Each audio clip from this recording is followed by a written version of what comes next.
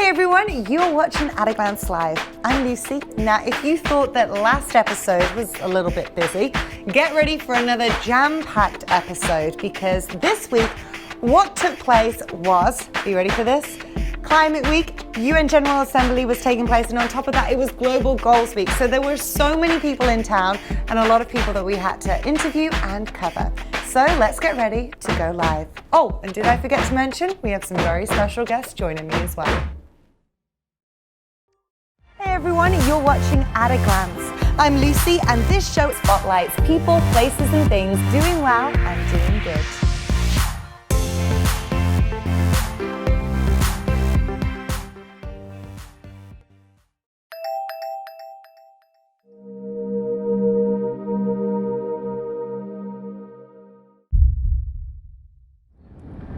Hey everyone, you are watching At a Glance Live, and right now we're heading downtown to Chelsea Piers, getting ready to set sail on the 7th annual New York Harbor Regatta. Now this is not just any old regatta.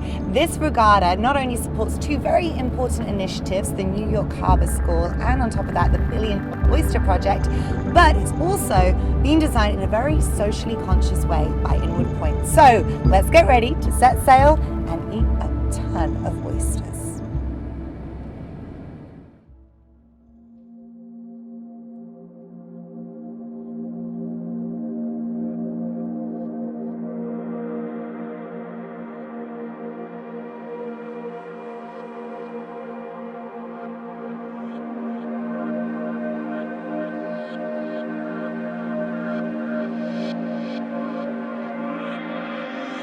When it comes to oysters, what should we be aware of in making sure that we are eating good quality oysters? Well, I've heard that as much as 30% of seafood is fraudulently labeled, and I would say it's true of oysters too. I see oysters that are labeled Kumamotos. In fact, I had some in a restaurant the other day, a very high-end restaurant in Manhattan that shall remain nameless, that brought me not a Kumamoto oyster. It wasn't even the same species as a Kumamoto oyster. All right, so let's get to it and let's try one of your oysters. May I? Do it, and we're going to start you with the beautiful Taylor Kumamoto.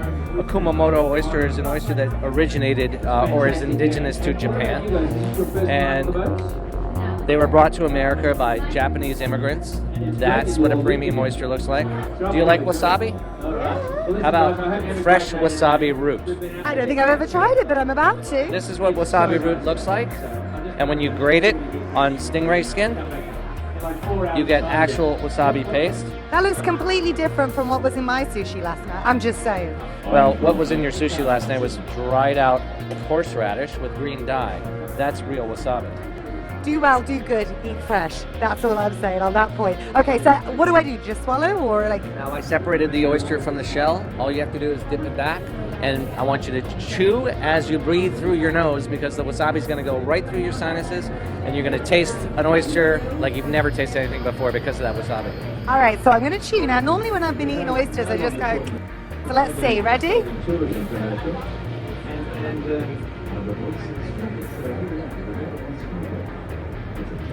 That, my friends, is extremely fresh and probably one of the best oysters I've ever had.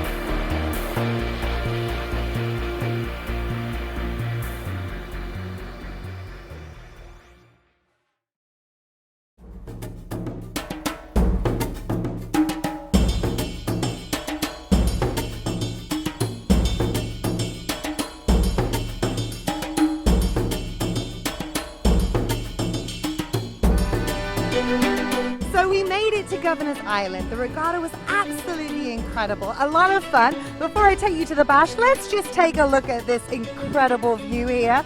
And now as you follow me around to this side of the area, we're going to be doing some sampling. We're going to be doing some interviewing. We're just generally going to be having a lot of fun here at Governor's Island. You're watching At a Glance, and we are live.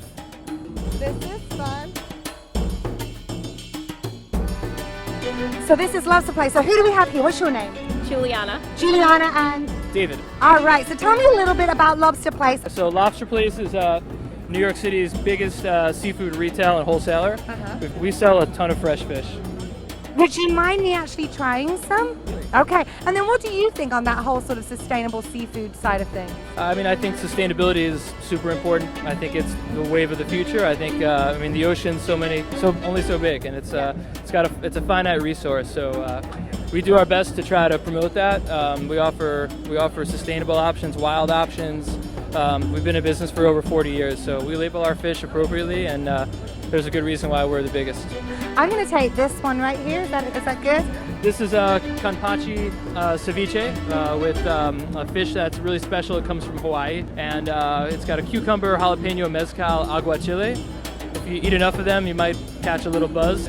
It's delicious, and like you said, it tastes so fresh. No, thank you so much. Enjoy the regatta. How would you describe the environment right now? Oh my gosh, it's like being on an island. Good people getting tipsy, and we take you there.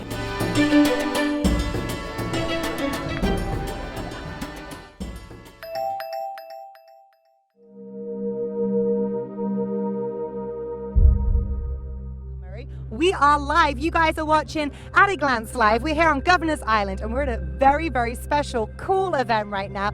I'm here with Murray Fisher, who is the creator of New York Harbor School and the Billion Oyster Project. So Murray, tell us about both of those organizations right there. Sure. So New York Harbor School is a public marine science and marine technology high school that started in 2003 under Mayor Bloomberg in Bushwick, Brooklyn. Fantastic. And then not only are you the creator of the school, but the Billion Oyster Project, which is actually supported through the students, correct? Correct. So Billion Oyster Project was an effort around 2010 where we realized, well, how do we extend and expand the programs of Harbor School beyond the shores of Governor's Island? We want to restore 1 billion oysters to New York Harbor, and we realized that was a way to give Harbor School kids real life, authentic work in restoring the oysters and expand the work to schools throughout the whole city. Thank you so much for joining us here at the New York Regatta. We've had a fantastic, fantastic day. We want to thank the New York Harbor Regatta for putting this all together, the foundation, the school, the Billion Oyster Project, also Inward Point, who produced this whole event, who initially invited us. And if you didn't catch any of the earlier videos, you can go and check out our playlist. We also want to thank our crew because they did amazing. That is a sign that it is time for me to check out right now. And I think get a cocktail and maybe some more seafood. You've been watching At a Glance Live. So that was the regatta that you just experienced with us, and lucky for all of us, none of our crew actually fell in. There was a little bit of an outtake that happened when our DP fell over, but everything was safe. All the crew was safe, and so was the equipment. So now I am joined with a very special guest. I told you at the beginning that we would have special guests, and you stayed with me. Right now I'm here with Mikki Arawal. Mikki, great to have you here. Thank you for having me. Now Mikki, I want to talk about your titles first, because there is a lot to cover. We have social entrepreneur, inventor, innovator, mentor, dreamer, creative director. What am I missing? Author. Author, very important. Now let's start by talking about your companies. How would you give like a very sort of short introduction to what they are and what you do there? Sure. I mean, I'm really interested in looking at antiquated categories like a woman's period or the way we wipe ourselves after we take a poop, you know, things like that. And, you know, looking at why we do the things we do and sort of what methods and what products we're using and why we're using those products, how they're impacting the world. Because of the spaces that you're tackling that haven't really been tackled before, what are some of the challenges that you come up against, especially as a female founder as well? Yeah, I mean, we certainly are held to a different standard than male founders, for sure. There very much are gender biases, and I've been doing a lot of research on gender biases through the Gender Bias Learning Project. And, you know, you look at sort of a woman versus a man as they're in their leadership status, right? A woman is considered a shameless self-promoter when a man is considered, he knows his own worth. You know, a woman, she is, you know, judged by all the things that she's done in the past, where men are judged on their potential. There's so many different things that, and again, I'm not complaining about it. Right. It's just a take on the challenge accepted. Like, we have to work harder, we're held to a different standard, we have to act sort of more accommodating and kinder, whereas men are like, can charge forward and they're okay doing that. You look at just the political system that we live in right now already, it's very clear how we still live very much in a patriarchal system, and so it's on us to look at what we can do to mitigate that without making it like us against them. Let's work together. Right. It's not. It's very much. I don't like the the feminist mantra of just like women should now come into power. I think women deserve to definitely be in leadership positions because studies have now been proven that female-led companies outperform male-led companies, and that is by 65% plus, and that is in papers now. So that's awesome. Right. But it's all about working together and not just like men, women. You know, I just gave birth to a son. Congratulations. Thank you. And I often think about, I have these existential crises and the thoughts that every time we birth, like women have birthed every human being on earth, including men. And oftentimes women, when we birth men, these boys, they grow up to become men, and a lot of these men turn around and oppress women around the world. Right. And so it's really on us as women to recognize who we are and that we get to really sort of control the humanity in our wombs right here. And to really remind ourselves of that we hold the power of humanity right here, and we can choose to procreate with the kindest, gentlest, most loving men and say no to aggressive, men who don't lift us up. And this is something that I'm very, very excited about to talk about in my newest book, which comes out next fall, called Disrupt Her. Well, I'm very excited about Disrupt Her, but before we get to Disrupt Her, tell us about the book that you wrote before that. I don't want to miss that one. Yes. I wrote the book Do Cool Shit, and the subtitle is Quit Your Day Job, Start Your Own Business, and Live Happily Ever After. And it really looks at sort of solving problems in the world that you're like asking yourself, what sucks in my world? And again, rather than complaining about it, starting a business out of it. It creates a business opportunity if it's something that sucks for you and sucks for a lot of people. I want to thank you for coming on, especially in this segment of what we've been covering. I think that you were a perfect fit, and I appreciate it. How can people find out more about everything you do? Yes, so for the bidet company, go to hellotushy.com. And for everything else, you can just go to MikkiArawal.com. Hopefully you can add that to the bottom or something. Yeah, we can do that, editor. Yeah. MikkiArawal.com. Well, thank you, Mikki. Yes. I'm going to let you go home to your son right now and enjoy your afternoon. And you guys stay tuned, because next up, we have a passport to the future. We are heading to the World's Fair Nano. Check it out. Hi everyone, you're watching At a Glance Live. I'm Lucy, giving you smart ways to really live the good life.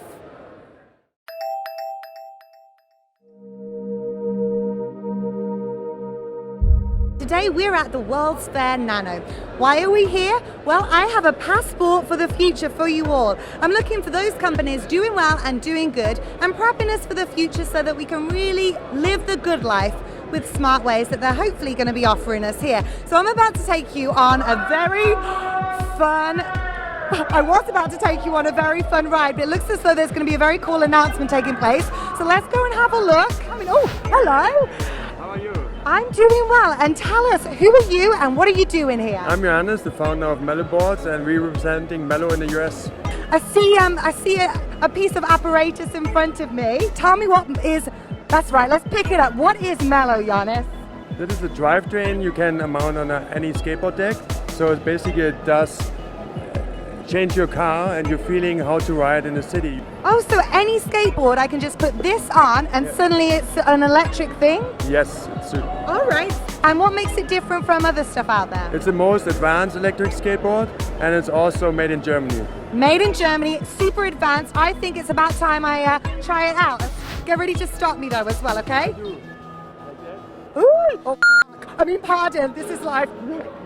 And I'm still standing. Oh, I think I nearly All right, I'll see you later. I'm going to give you the remote back. All right, let's go get some food now. Here at World's Fair Nano, not only do they have cool technology, but they're also looking at wellness, the future of food. Hello, so we have Robin, who is the founder of Seek. Now, you just saw some crickets. Robin, can you tell us a little bit more about what you're up to here? Sure. So Seek creates different snacks that are blended with really sustainable, protein-dense cricket flour. So this is our granola. This is our cinnamon almond crunch granola. And then we also have a variety of energy bites. So this is coconut cashew, honey and seeds, banana PB&J. So we're really excited about eating crickets because of their sustainability factor. They require significantly less land, water, and feed than traditional protein sources. And our products are meant to show you how they're also very delicious. How did you even get this idea? Yeah, so there was a report that was authored by the UN in 2013. It was from the UN Food and Agriculture Organization. And this 200-page plus comprehensive study was dedicated to insects as a potential source to address sort of growing populations, world hunger issues, developing nations. Already right now, crickets and other insects are consumed in very large part of the world. It's really just here in sort of kind of the Western countries that this isn't part of our current diet. I think that that's fantastic. Now, I would actually like to try a little bit of cricket, and let me discover Seek right now.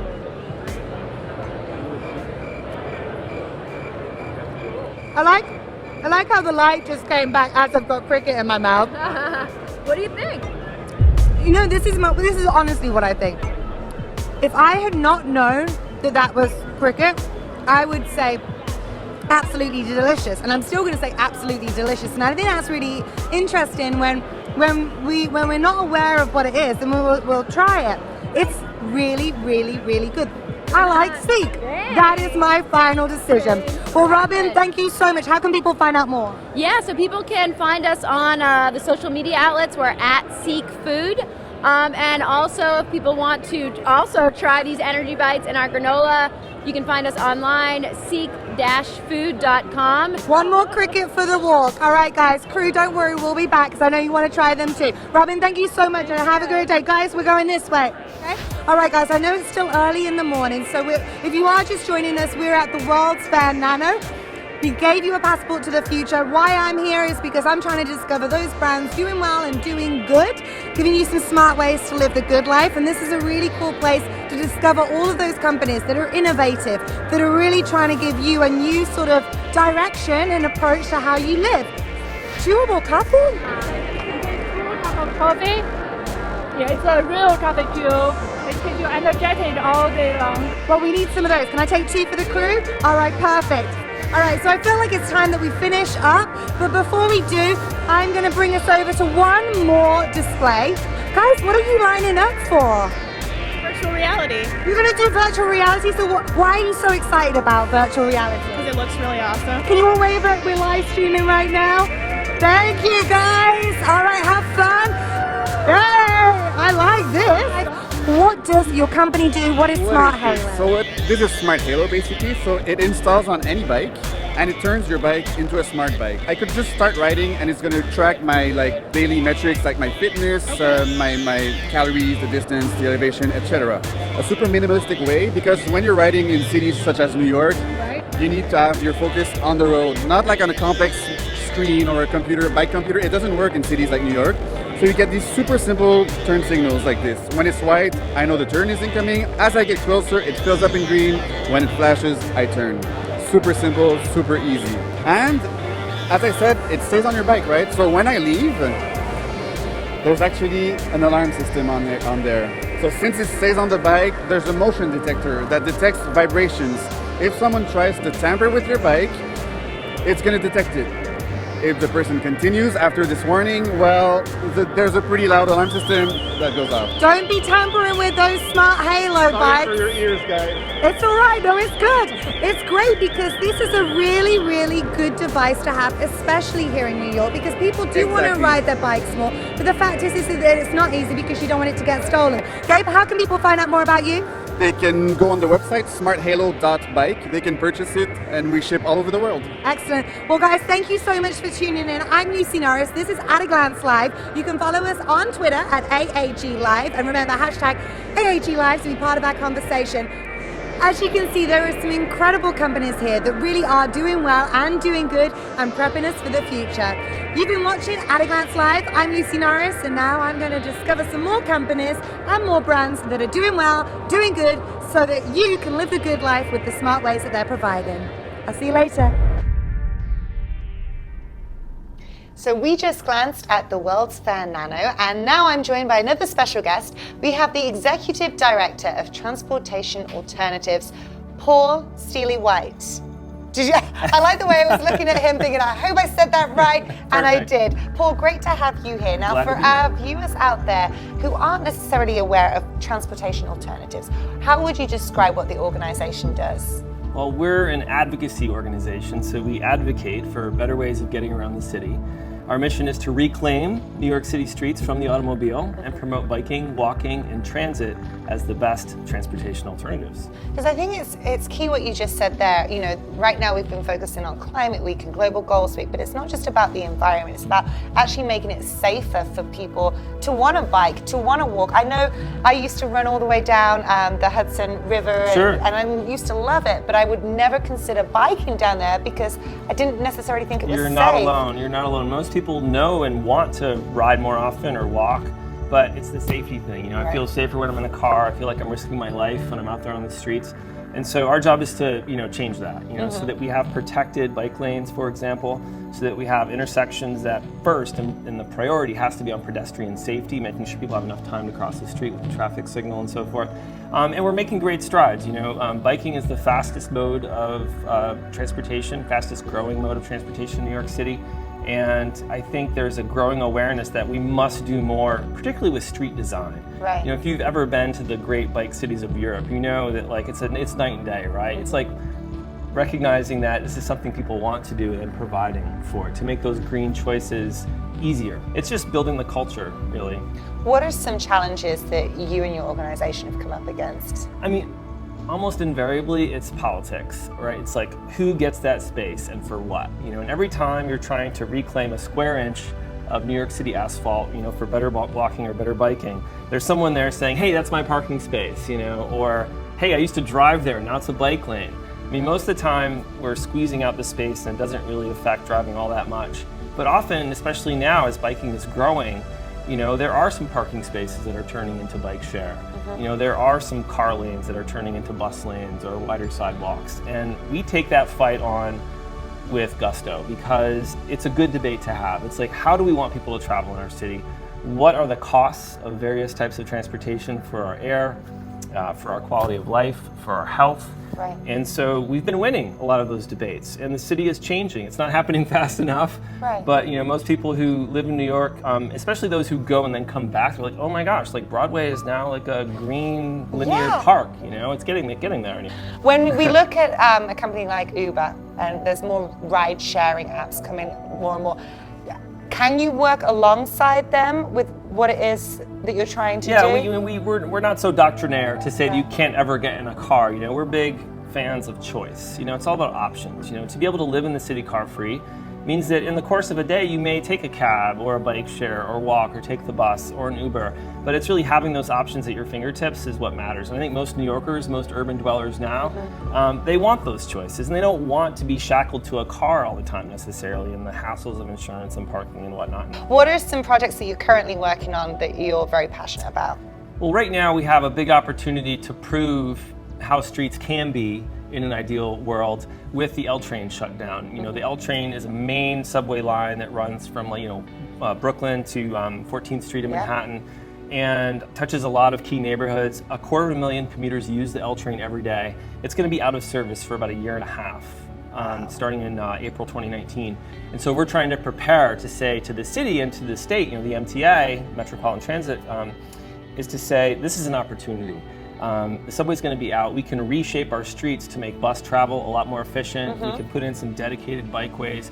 We can give people those options to help them get through the crisis and really show what streets can be when they are designed to operate most efficiently. So I like the way that you're using that challenge and actually offering a better solution from it, and people are now understanding why this is so important. And it's how a classic lemons to lemonade scenario, and hopefully we can make the best of it. Excellent. So how can people find out more? We're transalt.org. And we're sort of everywhere. If you just type in, bicycling New York City or changing the streets in New York City, you can find us. Well, that's why I brought you here, because you're definitely changing the streets of New York. So thank you so much for joining us. Thank you guys for joining us as well. Don't go anywhere, because we have one more interview for you. I told you it would be another special guest, and this one is definitely changing a few things. It's quick, it's fast, it's very straight to the point, it's very at a glance. Stay tuned for my interview with Mr. Danny Glover.